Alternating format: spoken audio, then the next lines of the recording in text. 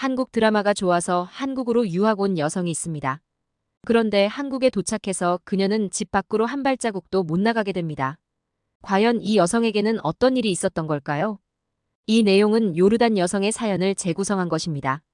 안녕하세요. 요르단에서 온 디아나라고 합니다. 저는 현재 한국의 대학에서 한국어를 공부하고 있습니다. 한국에서 요르단은 좀 생소한 나라일지도 모르지만 요르단 사람들 사이에서 한국은 매일같이 입에 오르내리는 핫한 나라랍니다. 요르단에서는 한국 태권도가 인기입니다. 요르단 전국에는 100여 개가 넘는 태권도장이 있고 검은 띠 보유자도 매우 많이 있습니다. 태권도 경험 인구가 100만 명에 달한다는 얘기도 들었어요. 요르단에서 이렇게 태권도가 인기를 얻게 된 건 2016년 리우 올림픽에서 태권도 종목에 출전했던 아흐마드 아부가우시 선수가 금메달을 획득한 게 큰 계기가 되었죠. 요르단으로서는 1980년 올림픽에 데뷔한 이후로 사상 최초의 메달이었습니다. 최초의 메달이 금메달이어서 더욱 주목을 받았었던 것 같아요. 지금도 기억에 생생합니다. 온 가족이 집에서 TV를 둘러싸고 올림픽 경기를 응원했었어요. 전 아직 어렸었지만 부모님도 그날만큼은 밤 늦게까지 일어나 있어도 된다고 허락해 주셨습니다. 국왕님과 왕족들도 밤을 지새며 올림픽 경기를 관전하셨다고 했었어요. 시합은 박진감이 넘쳤고 저도 모르게 꽉 쥐어 힘이 들어간 손에 땀이 나는 것을 느꼈습니다. 아부가우시 선수의 힘찬 발차기가 승부를 가르는 순간 얼마나 흥분했었는지 모릅니다. 온 가족이 아니 요르단 전체가 함성을 질렀습니다. 전 세계 사람들 앞에서 요르단의 국가가 울려 퍼지다니 지금 생각해도 온 몸에 전율이 흐르네요. 아부가우시 선수는 국가의 영웅이 되었습니다. 공항에는 왕자들이 마중을 나갔고 선수를 위한 축제도 열렸습니다. 올림픽 이후 한동안 요르단 전체가 태권도와 금메달 이야기로 떠들썩했습니다.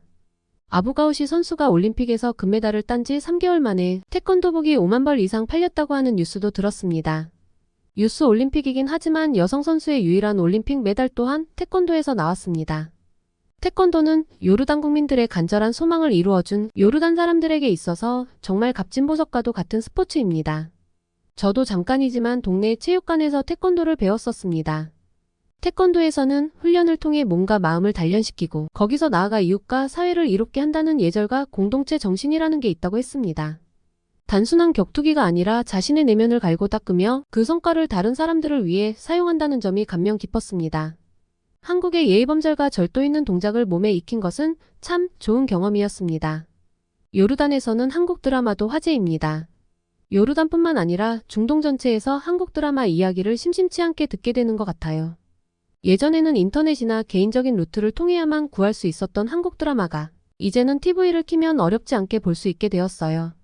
저는 우연히 한국 드라마를 보게 되었어요. 처음엔 낯선 배경과 사람들의 별로 볼 마음이 들지 않았지만 친구들이 정말 재미있다고 추천을 해서 보기 시작했어요. 그런데 한국 드라마는 보면 볼수록 중독성이 있었어요. 보기 시작하자 다음 얘기가 궁금해서 견딜 수 없었답니다. 구름이 그린 달빛과 같은 사극부터 시그널 같은 스릴러까지. 한국 드라마는 장르도 너무 다양하고 완성도가 높았습니다. 내용의 깊이가 있고 배우들의 연기력도 상당해서 드라마에 몰입할 수 있었죠. 또한 중동 사람들은 가족을 굉장히 중요하게 생각하는데 드라마 속 한국의 가족의 모습에 공감할 수 있어서 더 친숙하게 다가온 것 같아요.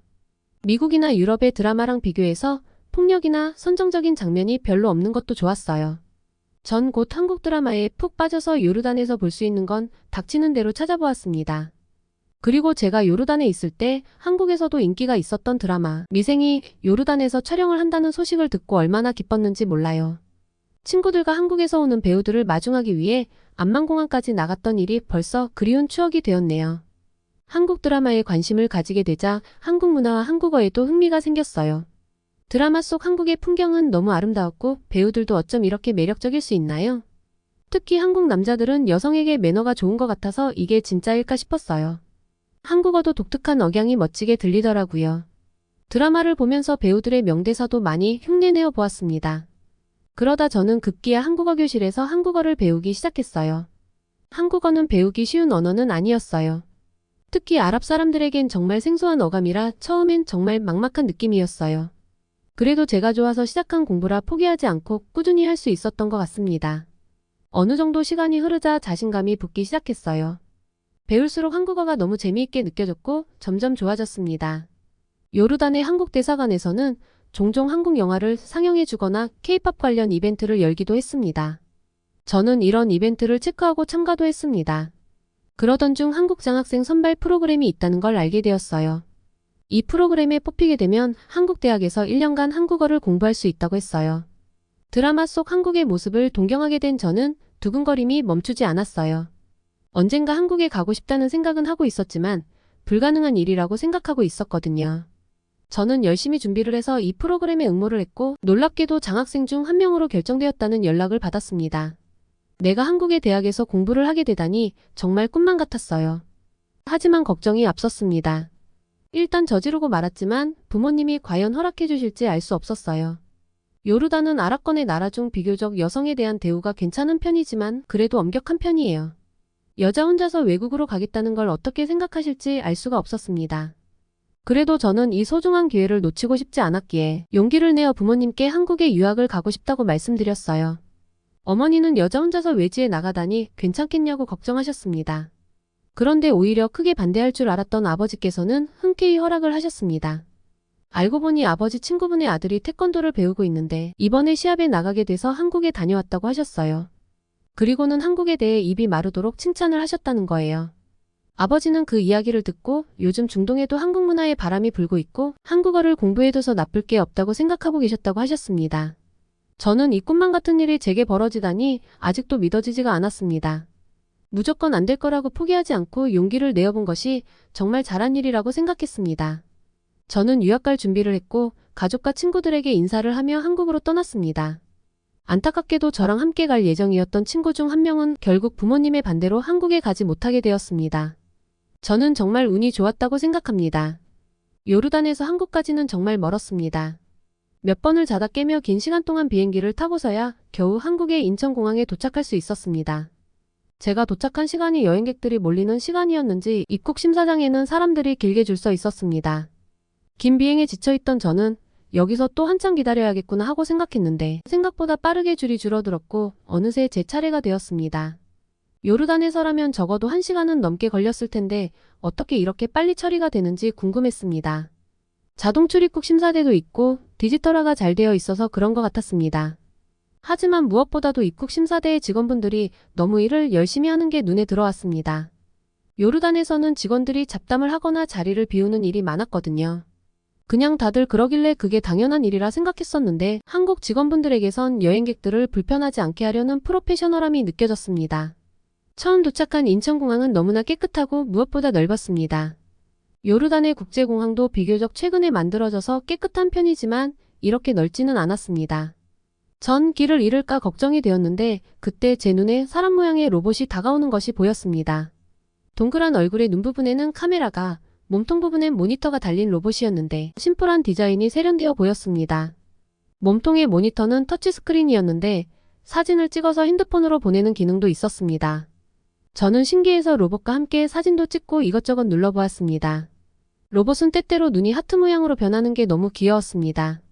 그런데 놀랍게도 이 로봇에는 길을 안내해주는 기능이 있어서 제가 물어본 장소까지 직접 움직이며 저를 안내해 주었습니다. 지도를 보여주는 정도를 상상했었는데 에스코트까지 해줄지는 몰라서 정말 감동했습니다. 덕분에 저는 넓은 인천공항에서 헤매지 않고 목적지까지 편하게 갈 수 있었습니다. 정말 최첨단의 공항이고 이런 한국에서 이제부터 내가 대학 생활을 하는구나 하는 생각에 감격이 차올랐습니다.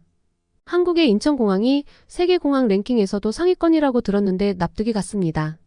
무사히 기숙사에 도착하고 이것저것 준비하며 눈 깜짝할 새에 시간이 흘렀습니다. 제가 처음 도착했을 때는 겨울이라 저는 난생 처음으로 눈을 볼 수 있었습니다. 눈은 하얗고 실크처럼 부드러워 보였습니다. 저는 신기해서 눈사람을 만들거나 이리저리 돌아다니며 겨울 풍경을 구경했습니다. 하지만 점점 추위가 매서워지면서 더운 요르단에서 온 저는 추워서 한 발자국도 집에서 나가질 못했답니다. 모처럼 한국에 왔는데 집에만 있게 돼서 아쉬웠는데 이런 제게 구세주가 있었습니다. 바로 한국의 택배 문화였어요. 인터넷으로 주문하면 바로 다음날 아침에 문 앞에 놓여 있다니 정말 놀라웠습니다. 덕분에 저는 인터넷 쇼핑에 중독되어 한동안 택배 상자가 집에 가득 쌓이게 되었답니다. 배달 앱으로 음식도 시켜 먹어보았습니다.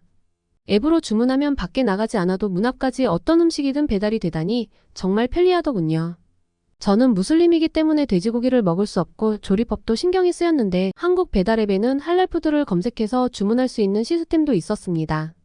케밥 등의 중동 음식을 판매하는 레스토랑도 다양하게 있었고 할랄 인증을 받은 한식 레스토랑도 있었습니다.